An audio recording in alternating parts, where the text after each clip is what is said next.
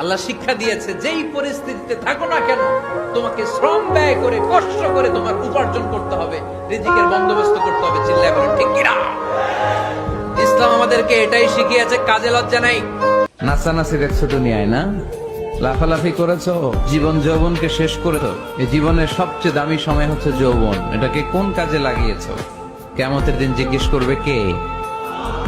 আপনাকে বলতে হবে যে আপনার এই যৌবনের সময়টা আপনি কি করেছেন।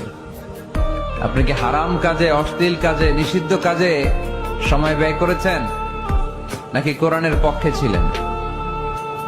এই প্রশ্নের উত্তরগুলো কিন্তু আল্লাহর সুপ্রিম কোর্টের কাঠ গড়ায় আমাদেরকে দিতে হবে। চলে যেতে হবে। দালান ঘর, বাড়ি ঘর, টাকা পয়সার জন্য পাগল হয়ে থাকে আমরা, কিন্তু এটা আমার আসল ঘর নয়। যেই গোসলখানাটারে আমি এত সুন্দর করে টাইলস করে ইটালিয়ান ফিটিংস দিয়ে বানালাম, আমার জীবনের শেষ গোসলটা কি ওই গোসলখানায় হবে?